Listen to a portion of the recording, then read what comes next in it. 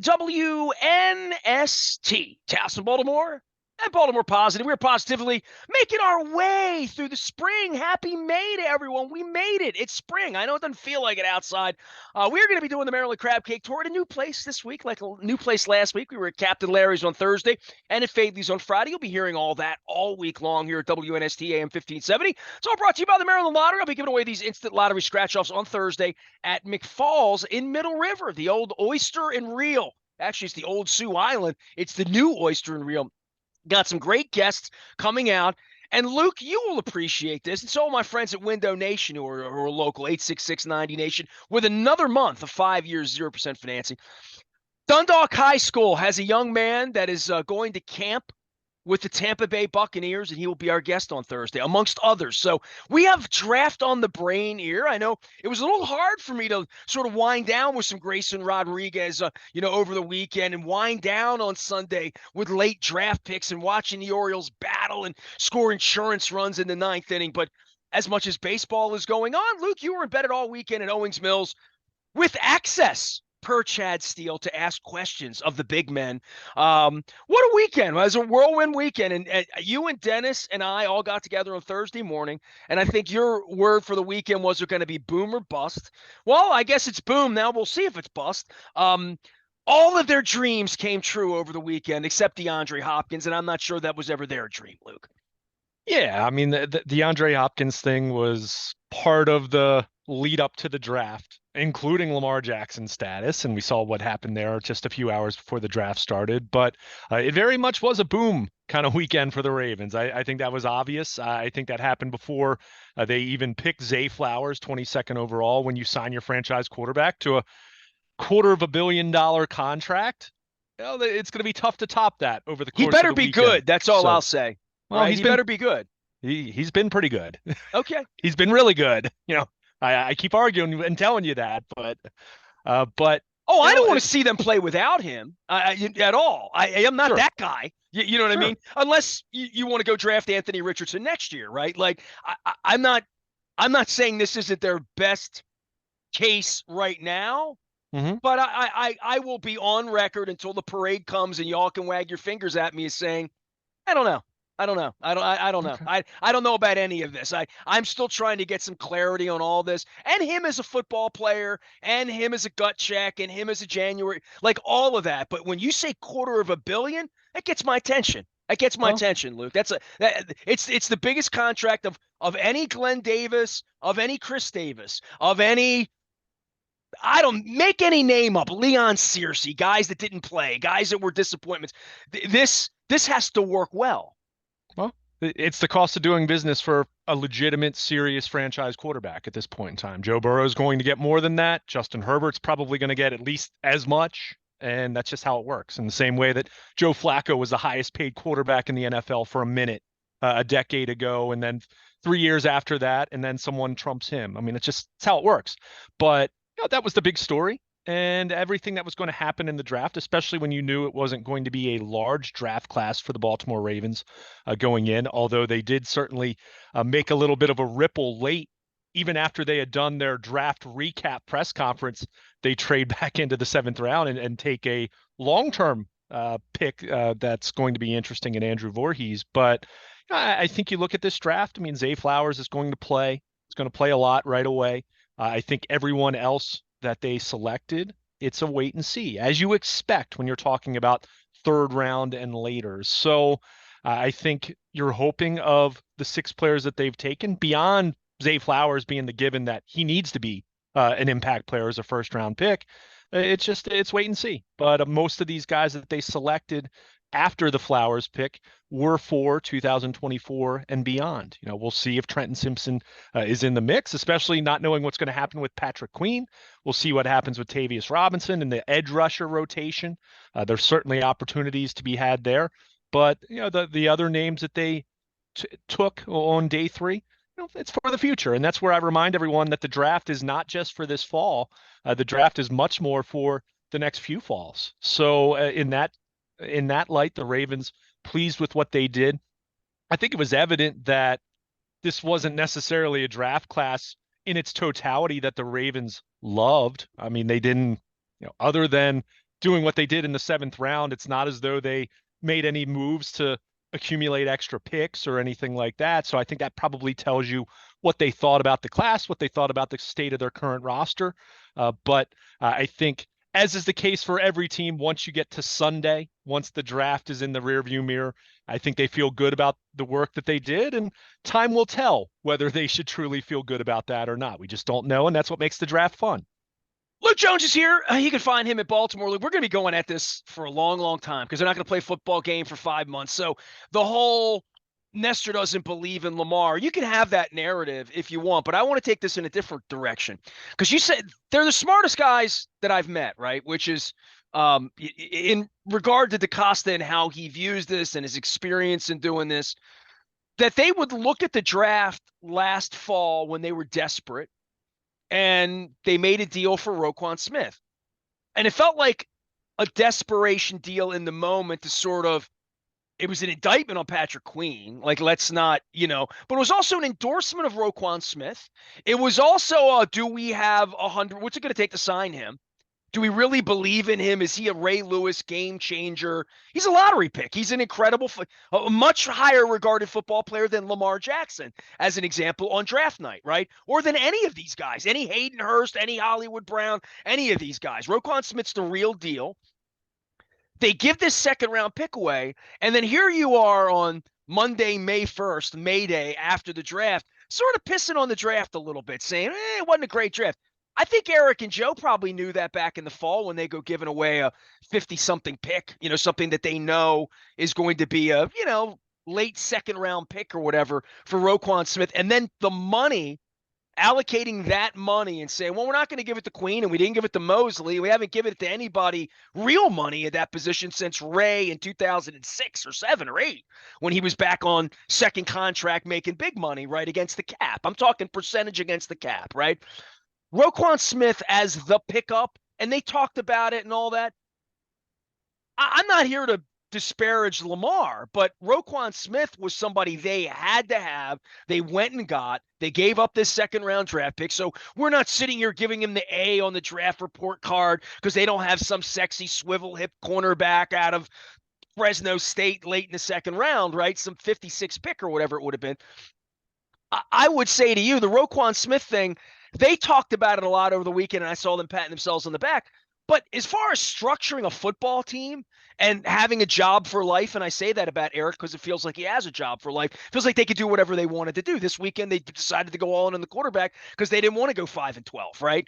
And live through that. But Roquan Smith being a part of this and the way they've structured the team, they're really good at structuring teams. I mean, I've never disparaged that. Now, whether they can win with Lamar Jackson throwing the football 45 times a game and Odell Beckham bitching about it, if they can win like this and John can manage this, they've really helped their defense in this draft with Roquan Smith. They're a better football team. They're a better football team in September with Roquan Smith than they ever would have been had they not dealt for him. You didn't like that contract. You thought they paid him too much money, but you're okay with Lamar, right?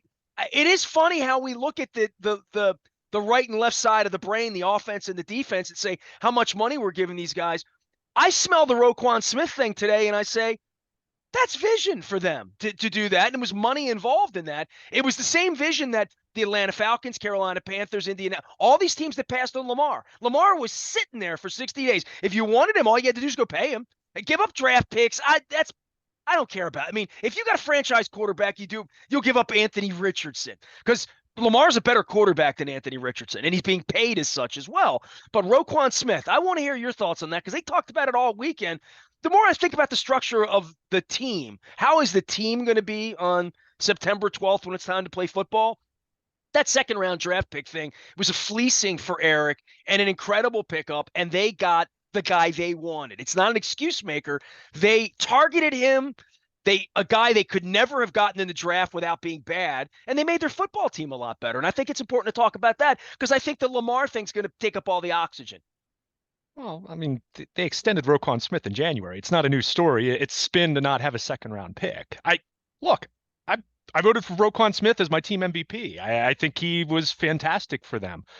And when I I don't know if I crushed the contract in the way that you labeled me as doing that. I think You I didn't said, like it. You thought he thought it was a well, lot of money for a lot. I think it's a lot of money for an inside linebacker Yeah. in today's game, and it is. He's the highest paid in the league, and as far there's no comparison between a franchise quarterback and an inside linebacker. Sorry. I mean, it's just I think that's apples to oranges. And the money speaks out, 260 million as opposed to 100 million. But the thing that I will say, and it's not as though I think that it was a poor decision to extend him. I really like the player. Eric DaCosta said he's a force multiplier, and I think when you saw how the defense played upon his arrival, even though I think there were some other factors at work there, including getting a little bit healthier at a couple spots, specifically outside linebacker with what they were dealing with there at the start of the season, but they're better. And I don't even think acquiring him was this colossal indictment on Patrick Queen because Patrick Queen played much better even before they acquired Roquan Smith than he had played in his previous 2 years. But I think it does show the difference between a force multiplier, someone who makes you better. I don't want to say this generation's Ray Lewis, but you get my point in terms of a guy that makes that kind of an impact at inside linebacker. And a guy they want on the team the next 4 years being their leader. They have declared this is our leader. And I think that I don't want to say it was quiet and they spent a lot of money, but I think it's lost on us that they're going to be a much better football team because of that move, I think. Well, he was on the team last year, though, is my point. It's not a new acquisition, but the difference between him and a Patrick Queen, who good player, but is he a guy that's really making a colossal difference? Is he making guys around him better? And that's where I think there's a pretty clear distinction. And the Ravens, they made their decision very clear from the moment that they extended Roquan Smith.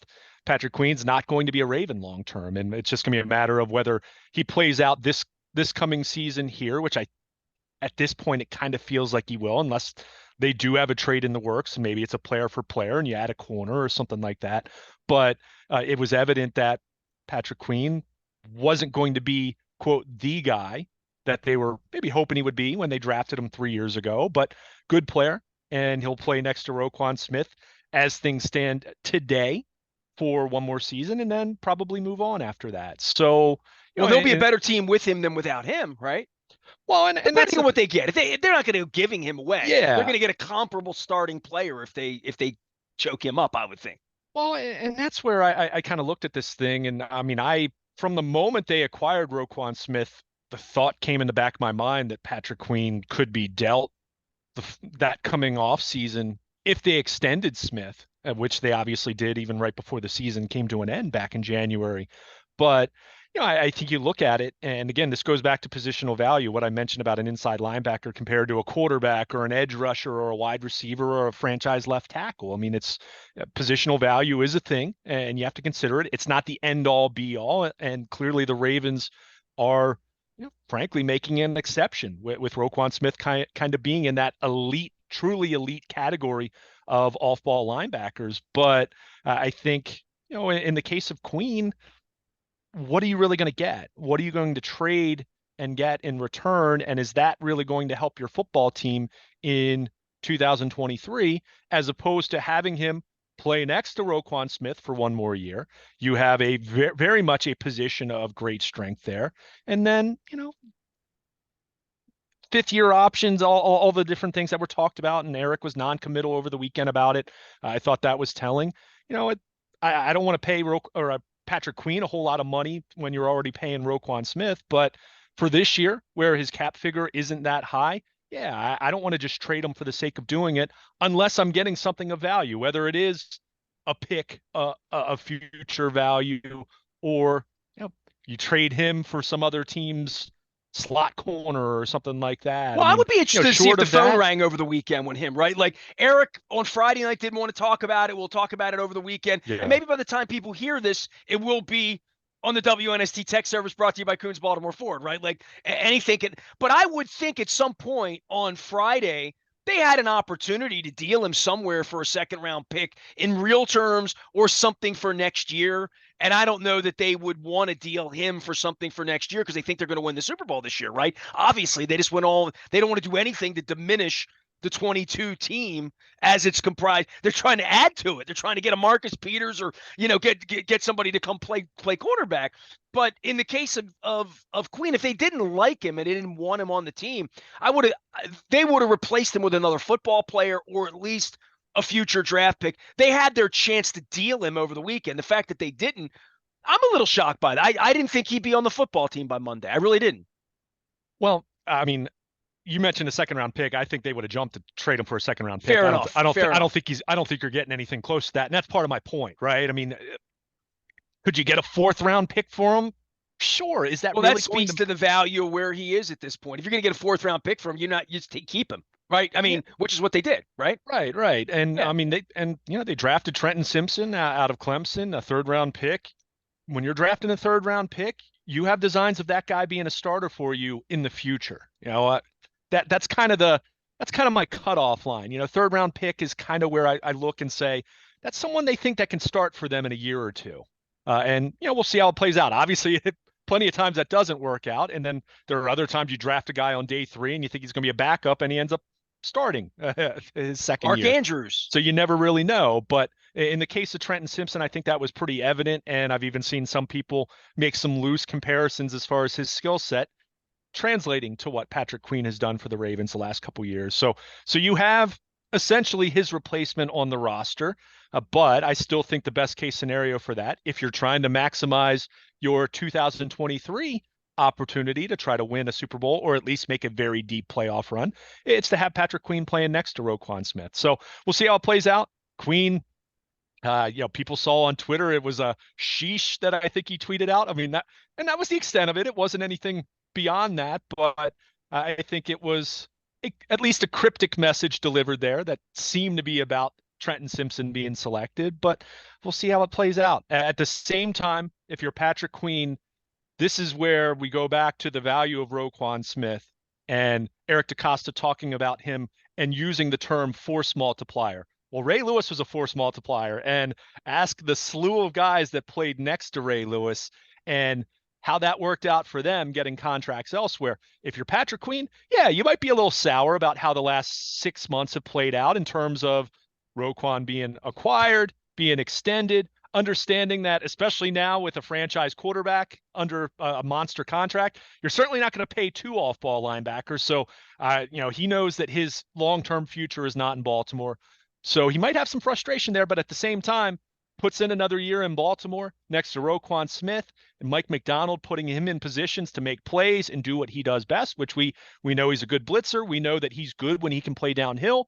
Maybe he's not the best in pass coverage, although I think he got better in that regard last season, but he can put himself in a position to get a really nice payday elsewhere. So there's still plenty of motivation for a Patrick Queen to play well and play at a high level in Baltimore this year, even if he has to see the writing on the wall that he's not going to be a Raven for the long haul. That video of him wanting Roquan Smith on the team and looking up on seeing the stats on the scoreboard, that'll come back. But Luke Jones is here. It was a long weekend of draft activity over the weekend. I brought the Roquan Smith thing up, and I sort of hijacked the conversation with that. I don't even think you thought the conversation was going that way when we began, but I thought that was a significant part of the weekend. And obviously Queen being sort of the dangling story in all of this. The one thing it's not dangling is the Lamar thing.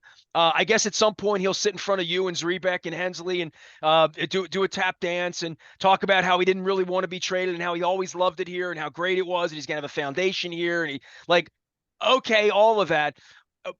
With the weekend and the overview, and we'll read about all of your thoughts at Baltimore Positive, an overview of their draft and their team. I began by saying I think they're a better team in September than they were last September because of Roquan Smith, not because of Lamar Jackson's contract. And the one thing about his contract that bothers me a little bit is this thought that he's going to play better because he's paid now. I've seen the body of work. I've seen the injuries. I've seen the risks. I've seen the passing. I've seen the frustration. I've seen all of that. They are a Super Bowl contender.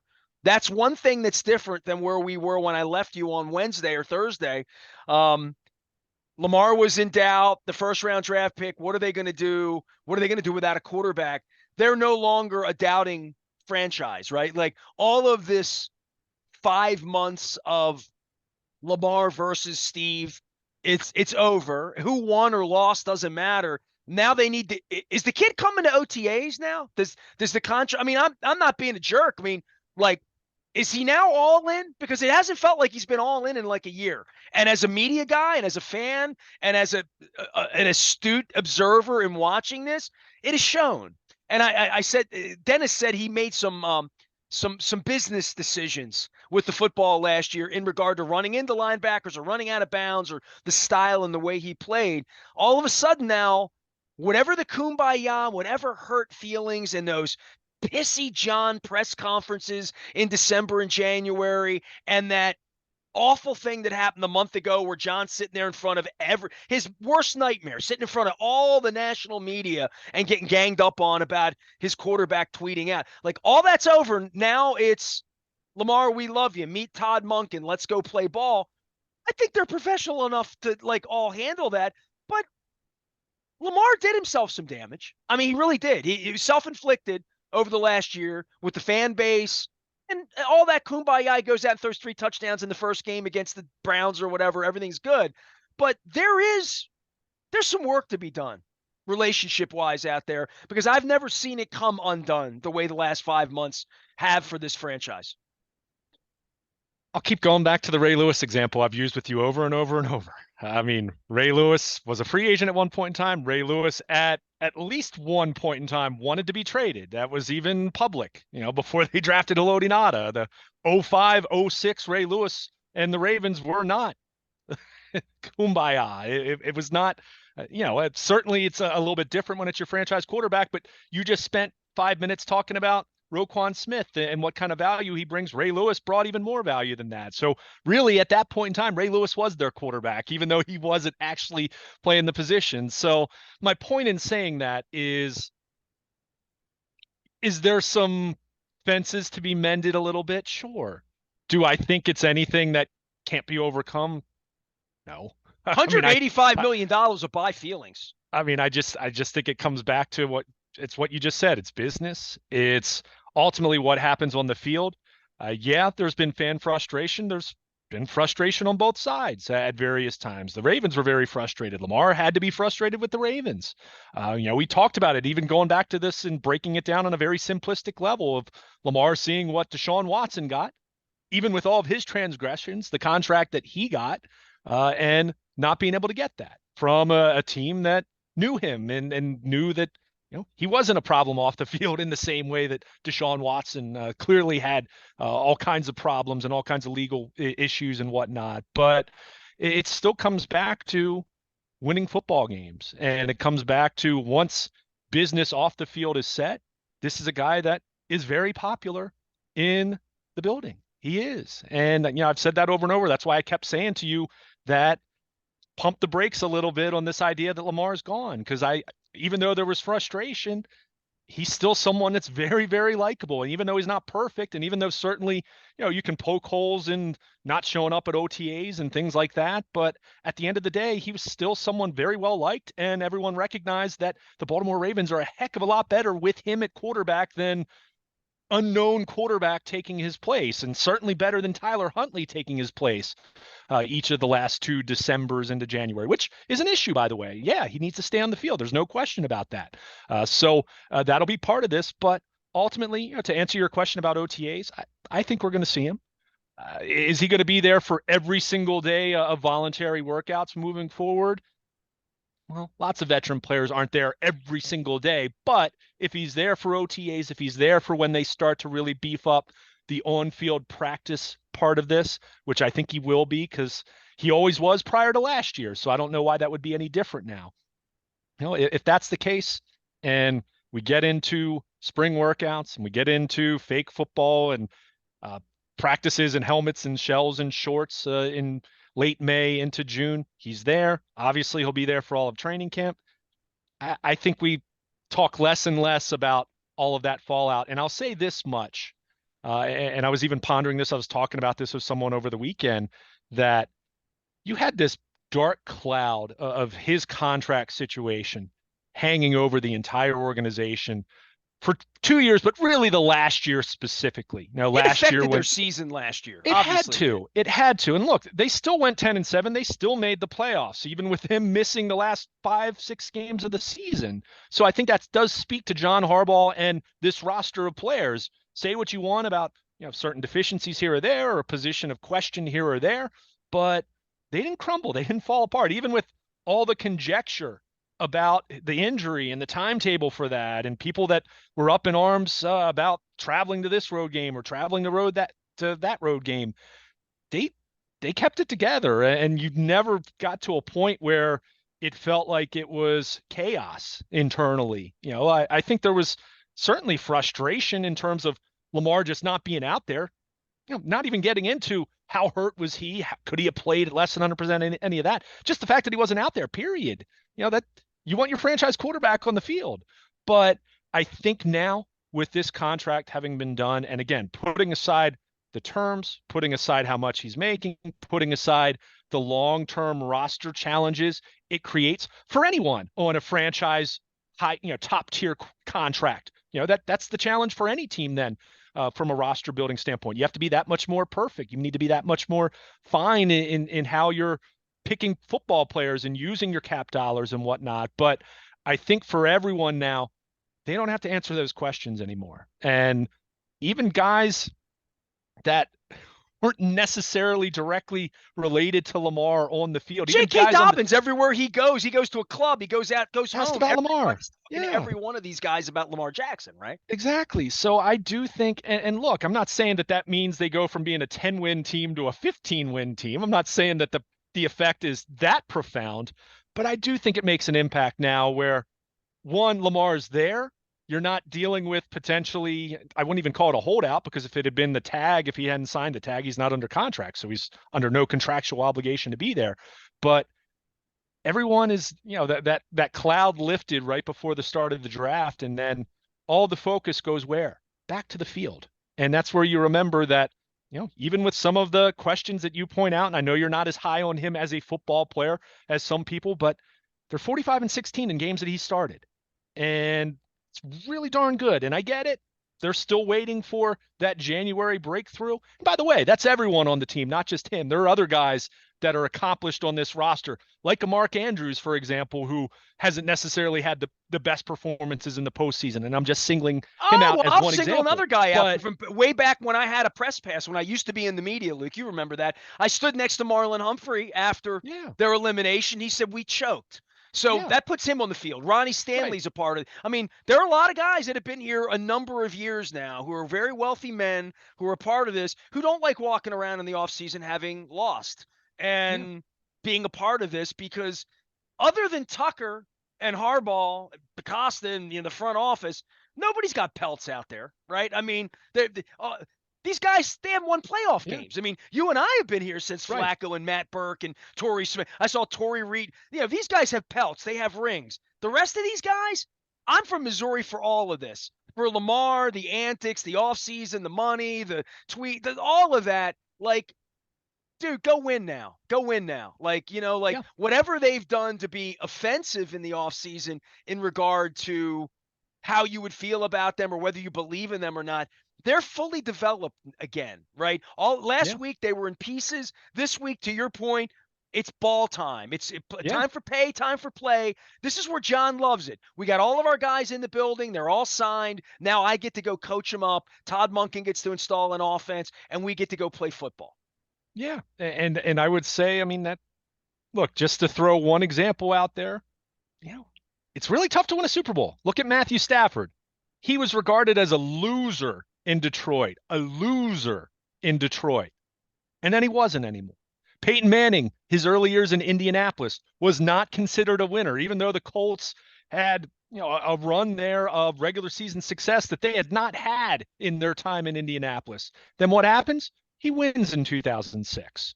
Not a loser anymore. So all of these quarterbacks, including Joe Burrow, who has been to a Super Bowl but hasn't won one, including Justin Herbert, everyone but Patrick Mahomes, as far as all the guys that are active right now, they're all in that same boat that they're chasing a ring until they're not anymore, right? So Lamar is no different in that way. And to your point, And I wholeheartedly agree on this, and I'm working on this at BaltimorePositive.com as we speak.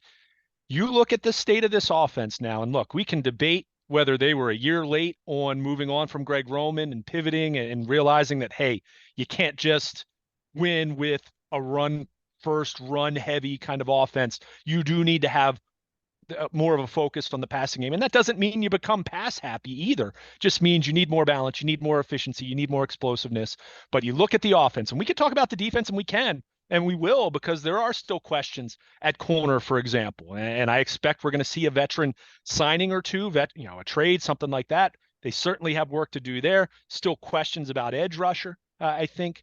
And maybe we see a Justin Houston reunion at some point this offseason. Eric even talked about that back in January. But you look at the state of this offense right now, Nestor, every box on paper is checked. They have a new offensive coordinator who's highly accomplished in Todd Monken. They have their franchise quarterback on a 5-year deal now. There's no longer any questions about his future. You've added Odell Beckham Jr. and Zay Flowers at the wide receiver position, Nelson Aguilar as well. You have Rashad Bateman coming back healthy. I mean, guys that were playing meaningful snaps last November and December are now going to be battling to make the roster. Think about that for a moment. That tells you how dynamic the shift has been at the wide receiver position. And look, there's still a heck of a lot depending on the health of Beckham and Rashad Bateman in that equation. But you have that. Your offensive line minus Ben Powers is intact. So, yeah, you got to figure out left guard. But you've got Ronnie Stanley and Tyler Linderbaum flanking whoever's going to line up there, whether it's Ben Powers or someone else on the roster. So that shouldn't be a major concern. Rest of your offensive line is intact. You have one of the very best 2 or 3 tight ends in football in Mark Andrews, and you have 2 young tight ends behind him who maybe aren't going to be featured as prominently as they would have in a Greg Roman offense, but still did nice things last year and still look at them to be a factor in various ways. I just ran off the entire offense, and coaching on down to players that they've added. It's time to go. It's time to be great. And that doesn't mean that they have to set records in the way that they did in 2019, but this needs to be an offense now that can go up and go toe to toe with just about anyone. And yeah, I still think they're going to have a really good defense because I do think they'll figure out corner.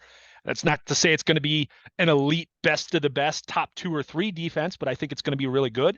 But this offense, as it's currently constructed now, has no more excuses. There's no more, well, yeah, but Greg Roman, or yeah, but the offensive line and Ronnie Stanley's health, or yeah, but wide receiver, because we say that every year. Well, who's the running parts. back? 2 years ago, they didn't have a running back. They ripped up 3 running back knees, and that really made Lamar the running back all of it. He ran the ball 21 times against Minnesota. You know what I mean? Like how much he has to run and how effective the running game will be without him running into linebackers, and how effective the passing game will be without him running into linebackers. And can they move the chains without his legs doing it?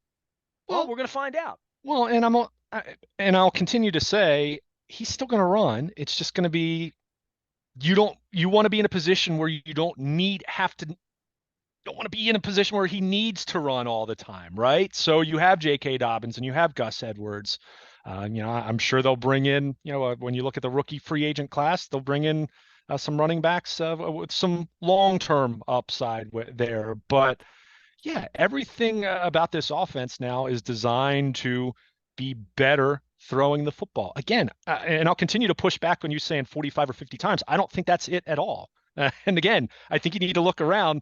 Patrick Mahomes doesn't throw the ball 50 times a game. Now, he can when they are in that position where they need to do that. And I do think that's part of this, where if you do get in a position where you're down 10, or you're in a position where your defense just isn't clicking that day and some other franchise quarterback's carving you up, if you need to get into one of those slugfests where it's just going back and forth and it's the first team to 42 wins, then I think the Ravens are better equipped to handle something like that. And time will tell how well they handle that. But the point is, it was clear with Greg Roman that they had kind of reached their peak, and they were at best staying the same the last couple of years, but more often than not backsliding. And we saw that the last 2 years where they got off to a good start, even throwing the football. but then that would dissipate over some time. And, one injury, to Rashad Bateman last year and really hurt their passing game.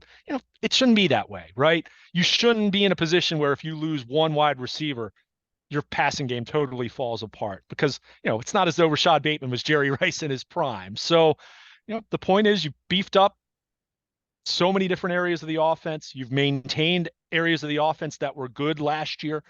So it's go time. It's time for this offense to really look like it can be an offense that not just plays well in the regular season, and they've done that. They did that last year for stretches of time until obviously when Lamar went down, and then it totally fell apart.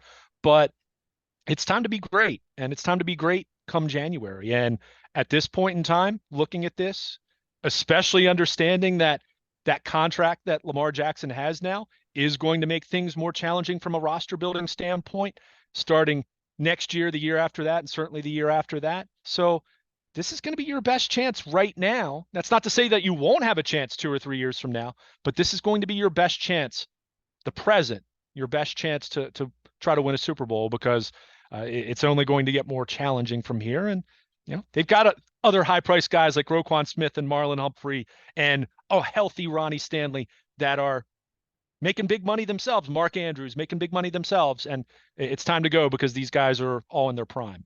Big expectations in Owings Mills, and their big expectations at the warehouse as well downtown. Luke Jones will be monitoring all of it all week long. You can follow him at Baltimore Luke. You can find me, Ness, at BaltimorePositive.com. We're going to be doing the Maryland Crab Cake Tour presented by the Maryland Lottery in conjunction with our friends at Window Nation on Thursday in Middle River. We're going to be at McFall's Oyster and Reel from 2 until 5. Stop by, say hello. I'll have some copies of Purple Rain 1 and 2 if you want to brush up and get prepared for Purple Rain 3. I'm making my purple notes right now. We are WNST, AM 1570, Towson, Baltimore, continuing our conversation about the draft, Lamar Jackson, and those pesky Baltimore Orioles. We are BaltimorePositive.com. Stay with us.